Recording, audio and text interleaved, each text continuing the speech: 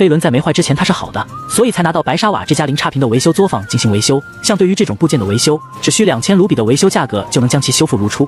飞轮坏成这个鬼样，可这里的师傅却说还能恢复原样。只见师傅大手一挥，将断裂一侧的飞轮稳稳固定在台前上，随后全神贯注地对断裂的接口进行打磨，使接口的位置形成于适用于焊接的坡口。如此一来，后续焊接才能更加牢固可靠。在这个过程中，非常考验巴铁师傅的技术水平，他要确保角磨机下压的力度及角度，以确保坡口的形态符合所需要求。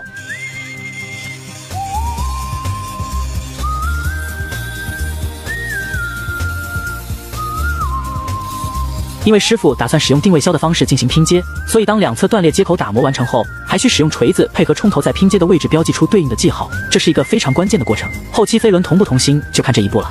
一旦位置标记完成后，便可将其拿到台钻这边准备进行打孔。通过使用家具将部件紧密的固定完成后，此时可以进行直接打孔。这个打孔过程看似简单，实则对孔的大小和深度很讲究，否则后续容易发生二次断裂。两侧都是采用同样的方式进行操作。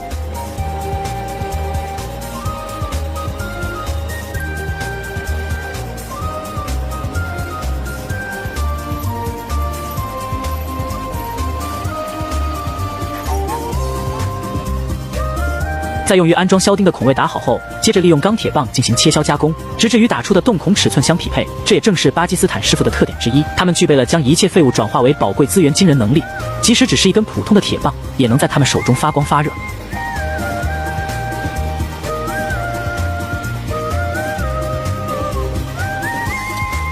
经过一系列的精密车削后，师傅成功制作出4根完美的销钉，现在便可进行拼接工作了。首先将其敲打进断裂飞轮一侧的孔位中，然后将另一半的飞轮重新拼接起来。在这个过程中，必须使用锤子轻轻敲打，直至结合的位置更加完美。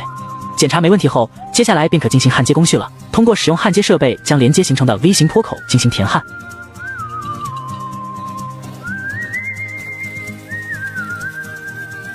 按照惯例，焊接完成后继续固定在车床上，使用打磨设备将凸起的焊巴打磨平整光滑，使其恢复原本的功能。